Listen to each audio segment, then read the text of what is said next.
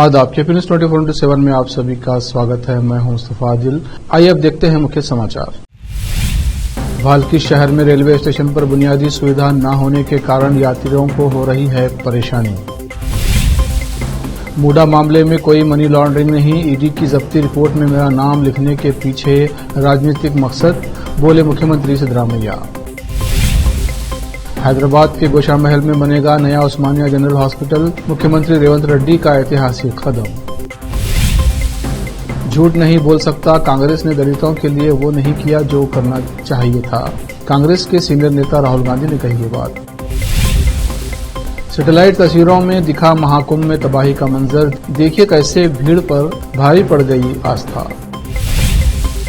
अगर बीजेपी चुनाव जीतती है तो दिल्ली जाम और प्रदूषण से मुक्त हो जाएगी दिल्ली। अब समाचार विस्तार से। बीदर जिले के भाल्की शहर में रेलवे स्टेशन पर लोग कोई बुनियादी सुविधा न होने के कारण दिन ब दिन संघर्ष कर रहे हैं। भाल्की रूट से रोजाना दर्जनों ट्रेनें चलती हैं, लेकिन इस स्टेशन पर न तो बुनियादी सुविधाएं हैं, न यात्रियों के लिए पीने के पानी की सुविधा, न शौचालय और न ही महिलाओं के लिए अलग लाउंज। इस कारण यात्रियों को काफी कठिनाई हो रही है। कर्नाटक सरकार के cabinet minister for forest and ecology और बीदर इंचार्ज मिनिस्टर ईश्वर खंडे और बीदर जिले के सांसद को इस तरफ ध्यान देना चाहिए। भाल्की से केपी न्यूज के संवाददाता सैमुअल की रिपोर्ट। देश प्रदेश और स्थानीय समाचारों को देखने के लिए आप केपी न्यूज 24/7 को सब्सक्राइब कीजिए, लाइक और शेयर कीजिए। मुख्यमंत्री सिद्धरामैया ने कहा कि उच्च न्यायालय ने पूर्व मूडा आयुक्त नतेश द्वारा दायर याचिका में पाया है कि मैसूरू शहरी विकास प्राधिकरण यानी मूडा मामले में कोई मनी लॉन्ड्रिंग नहीं हुई है। उन्होंने कहा ये पीएमएलए के तहत नहीं आता है, ये पूरे मूडा मामले पर लागू होता है। उन्होंने कहा एचसी ने इसे देखा है और नोट किया है कि प्रवर्तन निदेशालय द्वारा नटेश को नोटिस जारी करने, उसके घर की तलाशी लेने, उसे तलब करने का कदम कानूनी नहीं था, ये गलत था। वो शुक्रवार को मैसूरू जिले के नंजनगुड़ तालुका के सुत्तूर में मीडियाकर्मियों के सवालों का जवाब दे रहे थे। तेलंगाना के मुख्यमंत्री रेवंत रेड्डी ने शुक्रवार 31 जनवरी को गोशा महल में 2000 बिस्तरों वाले अत्याधुनिक उस्मानिया जनरल हॉस्पिटल की आधारशिला रखी। ये हॉस्पिटल 32 लाख वर्ग फुट क्षेत्र में फैला होगा, जिसमें 29 प्रमुख और 12 छोटे ऑपरेशन थिएटर, रोबोटिक सर्जरी और स्पेशल ट्रांसप्लांट थिएटर जैसी सुविधाएं प्रदान की जाएंगी। इस प्रोजेक्ट का उद्देश्य मेडिकल सर्विस की गुणवत्ता में सुधार और मरीजों को बेहतर सुविधाएं देना है। नए हॉस्पिटल में आधुनिक laundry, STP civil treatment plant, ETP influent treatment plant और बायोमेडिकल वेस्ट मैनेजमेंट सिस्टम भी स्थापित किए जाएंगे। इसके अलावा हॉस्पिटल में 30 डिपार्टमेंट होंगे, जिनमें 8 नए सुपर स्पेशलिटी विषय शामिल हैं। इसमें नर्सिंग, डेंटल और फिजियोथेरापी कॉलेज भी होंगे, जिससे मेडिकल एजुकेशन और ट्रेनिंग में विस्तार होगा। नए अस्पताल परिसर में मरीजों और उनके परिवारों की सुविधा के लिए सभी मंजिल पर स्वागत कक्ष, वेटिंग रूम, कैंटीन, कैफेटेरिया, आराम करने के लिए अलग से कमरे और शौचालय जैसी सुविधाएं प्रदान की जाएंगी। अस्पताल में G+2 पार्किंग की सुविधा होगी। इसके अलावा पुलिस स्टेडियम और अस्पताल के आसपास की सड़कों को यातायात की सुगमता के लिए पुनर्निर्मित किया जाएगा। बेहद गंभीर मरीजों और अंग ट्रांसप्लांट के लिए इमरजेंसी हेलीकॉप्टर लैंडिंग की सुविधा भी प्रदान की जाएगी। इसके लिए हेलीपैड का निर्माण किया जाएगा, जिससे समय पर इलाज की सुविधा उपलब्ध हो सके। ये हॉस्पिटल 26 एकड़ और 30 गुंठा भूमि पर विकसित किया जाएगा, जबकि पुलिस विभाग अपने संचालन के लिए 11 एकड़ और 14 गुंठा भूमि पर अपना परिसर विकसित करेगा। देश विदेश और स्थानीय समाचारों के लिए केपी न्यूज 24/7 को सब्सक्राइब कीजिए, लाइक और शेयर कीजिए। कांग्रेस के सीनियर नेता राहुल गांधी ने गुरुवार को कहा कि पिछले 10-15 सालों में कांग्रेस ने दलितों और पिछड़े वर्गों के लिए पर्याप्त काम नहीं किया है। उन्होंने कहा कि उन्हें ये कबूल करने में कोई हिचकिचाहट नहीं है कि पार्टी वंचित वर्गों के जरिए उनकी दादी और पूर्व प्रधानमंत्री इंदिरा गांधी के समय में दिखाए गए विश्वास को बनाए रखने लायक नहीं है। दलितों के प्रभावशाली लोगों और बुद्धिजीवियों के एक सम्मेलन को संबोधित करते हुए गांधी ने गुरुवार को कहा कि दलितों और पिछड़े वर्गों की मुक्ति का एक नया चरण आकार लेना शुरू कर रहा है। मैं कह सकता हूं कि कांग्रेस ने पिछले 10-15 सालों में वो नहीं किया जो उसे करना चाहिए था। अगर मैं ये नहीं कहता तो मैं आपसे झूठ बोलूंगा और मुझे झूठ बोलना पसंद नहीं है।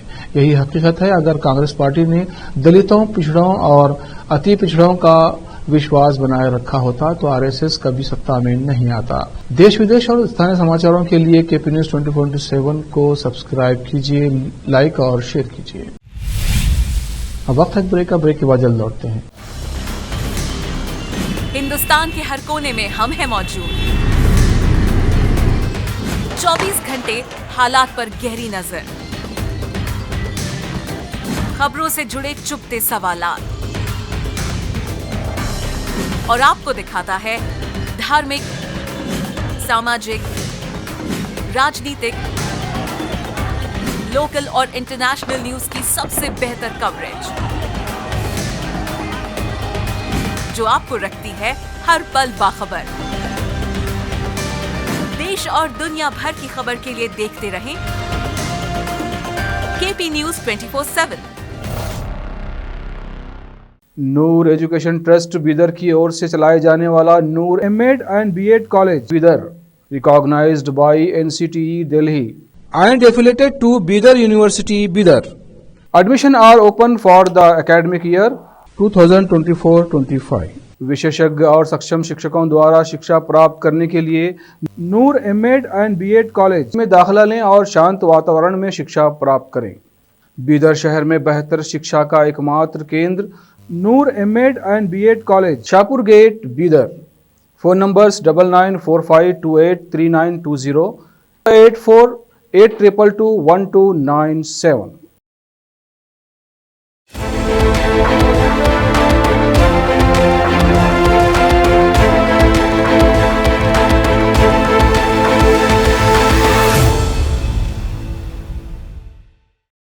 ब्रेक के बाद फिर एक बार आपका स्वागत है। देखते हैं अन्य समाचार। प्रयागराज में आयोजित महाकुंभ के दौरान हुए हादसे ने देश भर को हिलाकर रख दिया है। बुधवार सुबह जब लाखों श्रद्धालु संगम में डुबकी लगाने के लिए उमड़ पड़े तो इस भीड़ ने एक भगदड़ का रूप ले लिया। इस हादसे में 30 लोगों की मौत हो चुकी है और 60 से अधिक लोग घायल हैं। डॉक्टरों की टीम लगातार घायलों का इलाज कर रही है और प्रशासन हालात को नियंत्रण में लाने की कोशिश कर रहा है। इस बीच सैटेलाइट तस्वीरों ने इस तबाही के मंजर को बयां किया है। प्रत्यक्षदर्शियों के अनुसार इस भगदड़ का कारण अचानक हुई भीड़ की बढ़ोतरी थी, क्योंकि लोग अमावस्या के शुभ मुहूर्त में 3 बजे स्नान करना चाहते थे।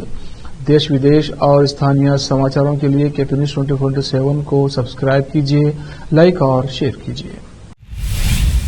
प्रधानमंत्री नरेंद्र मोदी ने आज से शुरू हो रहे बजट सत्र के शुरू होने से पहले इशारों में उन विदेशी ताकतों पर निशाना साधा है जो बीते कई सालों से भारतीय अर्थव्यवस्था को नुकसान पहुंचाने की कोशिश में लगे हैं। पीएम मोदी ने कहा कि 2014 से लेकर अब तक ये पहला ऐसा सत्र होने जा रहा है जब सत्र शुरू होने कुछ दिन पहले कोई विदेशी चिंगारी नहीं भड़की है और विदेश से बैठकर आग लगाने की कोशिश नहीं हुई है।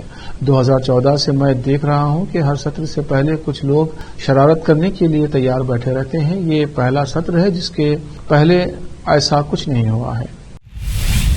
संसद का बजट सत्र आज 31 जनवरी से शुरू हो गया है। सुबह 11 बजे राष्ट्रपति अभिभाषण के साथ ये सत्र शुरू हुआ। राष्ट्रपति द्रौपदी मुर्मू ने महाकुंभ में मौनी अमावस्या पर हुए हादसे पर दुख जताते हुए अभिभाषण की शुरुआत की। उन्होंने पूर्व प्रधानमंत्री मनमोहन सिंह को भी श्रद्धांजलि अर्पित की। इसके बाद राष्ट्रपति मुर्मू ने बताया कि किस तरह भारत सरकार के प्रयासों से देश निरंतर आगे बढ़ रहा है। राष्ट्रपति मुर्मू ने लोकसभा और राज्यसभा के संयुक्त सत्र को संबोधित करते हुए कहा, भारत की विकास यात्रा के इस अमृतकाल को आज मेरी सरकार अभूतपूर्व उपलब्धियों के माध्यम से नई ऊर्जा दे रही है। महिलाओं, किसानों और युवाओं को सर्वोच्च प्राथमिकता मिल रही है।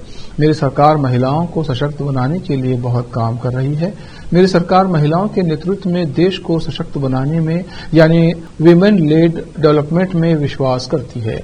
आप देश विदेश और स्थानीय समाचारों के लिए केपी न्यूज 24/7 को सब्सक्राइब कीजिए, लाइक और शेयर कीजिए। केंद्रीय मंत्री नितिन गडकरी ने बृहस्पतिवार को कहा कि अगर दिल्ली में 5 फरवरी को होने वाले विधानसभा चुनाव में भारतीय जनता पार्टी की जीत होती है तो 5 साल के भीतर राष्ट्रीय राजधानी यातायात जाम और वायु प्रदूषण से मुक्त हो जाएगी। गडकरी ने डबल इंजन सरकार के लाभों पर जोर देते हुए कहा, अगर केंद्र में मोदी सरकार और दिल्ली में भाजपा सरकार होगी तो राजधानी की प्रगति बुलेट ट्रेन की तरह 10 गुना तेज हो जाएगी। भाजपा के वरिष्ठ नेता ने नांगलोई जाट में एक जनसभा को संबोधित करते हुए दिल्ली को वायु प्रदूषण, यातायात, भीड़भाड़ और कचरा प्रबंधन जैसी समस्याओं से मुक्त कराने का वादा किया। उन्होंने कहा कि मैं आपको वचन देता हूं, यदि आप दिल्ली सरकार में भाजपा का इंजन लगाएंगे तो हम 5 साल के भीतर दिल्ली को यातायात जाम और वायु प्रदूषण से मुक्त कर देंगे।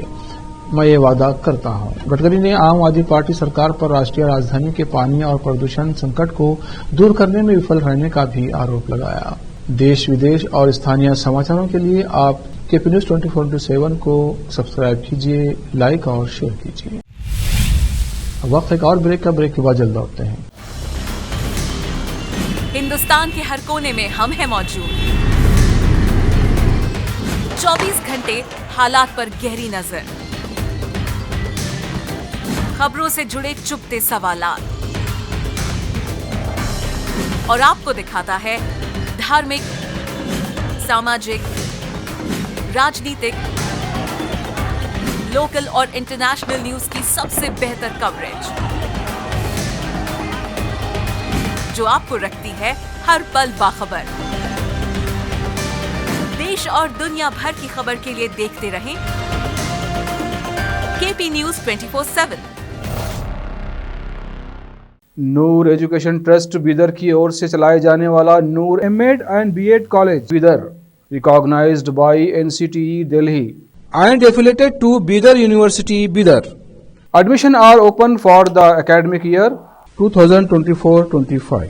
विशेषज्ञ और सक्षम शिक्षकों द्वारा शिक्षा प्राप्त करने के लिए नूर एमएड एंड बीएड कॉलेज में दाखिला लें और शांत वातावरण में शिक्षा प्राप्त करें।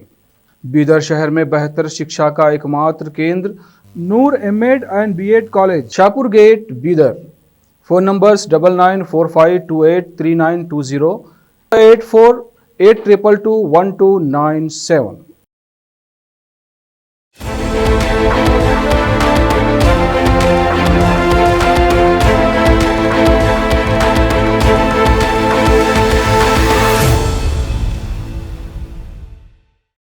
ब्रेक के बाद फिर एक बार आपका स्वागत है। देखते हैं अन्य समाचार। बॉलीवुड अदाकारा रही ममता कुलकर्णी को किन्नर अखाड़े के महामंडलेश्वर पद से हटा दिया गया है। साथ ही लक्ष्मी नारायण त्रिपाठी से भी आचार्य महामंडलेश्वर का पद छीन लिया गया है। लक्ष्मी ने ही ममता कुलकर्णी को महामंडलेश्वर बनाया था। किन्नर अखाड़े के संस्थापक ऋषि अजय दास का ने ये फैसला लिया है। ऋषि अजय दास ने बताया कि जल्द ही नए आचार्य महामंडलेश्वर का ऐलान किया जाएगा। ऋषि अजय दास ने कहा, आचार्य महामंडलेश्वर लक्ष्मी नारायण त्रिपाठी तथा कथित ने असंवैधानिक ही नहीं अपितु सनातन धर्म व देश हित को छोड़कर ममता कुलकर्णी जैसे देशद्रोह के मामले में लिप्त महिला जो कि फिल्मी ग्लैमर से जुड़ी हुई है, उसे बिना किसी धार्मिक व अखाड़े की परंपरा को मानते हुए वैराग्य की दिशा के बजाय सीधे महामंडलेश्वर की उपाधि व पट्टा अभिषेक कर दिया गया, जिस कारण से मुझे आज बेमन से मजबूर होकर देश हित में, सनातन एवं समाज हित में इन्हें पद से मुक्त करना पड़ रहा है। देश विदेश और स्थानीय समाचारों के लिए आप केपी न्यूज 24/7 को सब्सक्राइब कीजिए, लाइक और शेयर कीजिए। उत्तर प्रदेश के प्रयागराज में महाकुंभ में अब तक 10 करोड़ से ज्यादा श्रद्धालुओं ने आस्था की डुबकी लगा ली है। 13 जनवरी से आयोजित महाकुंभ में देश विदेश से साधु संत और श्रद्धालु पहुंचे हैं। मध्य प्रदेश के इंदौर से बवंडर बाबा भी महाकुंभ 2025 में पहुंचे हैं।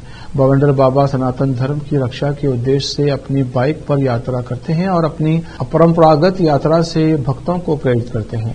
मीडिया से बातचीत के दौरान उन्होंने कहा, मैं पूरे भारत की यात्रा पर हूं, करीब 47 महीनों से यात्रा कर रहा हूं। इस यात्रा का उद्देश्य हिंदू देवी देवताओं की छवियों और मूर्तियों के प्रति दिखाए गए अनादर के प्रति जागरूक फैलाना है। हिंदुओं द्वारा हिंदू देवताओं का अपमान किया जा रहा है। ऐसा क्यों है कि हिंदू अपने देवताओं की तस्वीरों का अनादर करते हैं, चाहे वो शादी के कार्ड, अगरबत्ती, पटाखे या कैलेंडर पर हों। बवंडर बाबा ने आगे कहा, मैं उनसे कहना चाहता हूं कि जिस मूर्ति या फोटो की साल भर पूजा की जाती है, अगर वो खंडित हो जाती है तो उसे सड़क किनारे पीपल के पेड़ के नीचे छोड़ने की जरूरत नहीं है। हमारी सनातन संस्कृति में 3 विधान हैं। उन चित्रों को हम भूमिगत कर दें, दूसरा अग्नि में भस्म कर दें, तीसरा पानी में विसर्जन कर दें। आखिर में फिर एक बार देखते हैं मुख्य समाचार। भाल्की शहर में रेलवे स्टेशन पर बुनियादी सुविधा न होने के कारण यात्रियों को हो रही है परेशानी। मूडा मामले में कोई मनी लॉन्ड्रिंग नहीं, ईडी की जब्ती रिपोर्ट में मेरा नाम लिखने के पीछे राजनीतिक मकसद, बोले मुख्यमंत्री सिद्धरामैया। हैदराबाद के गोशा महल में बनेगा नया उस्मानिया जनरल हॉस्पिटल, मुख्यमंत्री रेवंत रेड्डी का ऐतिहासिक कदम। झूठ नहीं बोल सकता, कांग्रेस ने दलितों के लिए वो नहीं किया जो करना चाहिए था। कांग्रेस के सीनियर नेता राहुल गांधी ने कही ये बात। सैटेलाइट तस्वीरों में दिखा महाकुंभ में तबाही का मंजर, देखिए कैसे भीड़ पर भारी पड़ गई आस्था।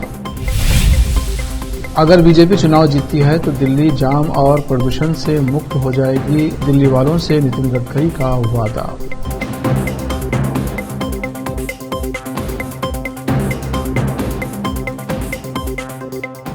केपी न्यूज में इतना ही। देश प्रदेश के समाचारों के लिए देखते रहिए केपी न्यूज 24/7 और चैनल को सब्सक्राइब कीजिए, लाइक और शेयर कीजिए। धन्यवाद।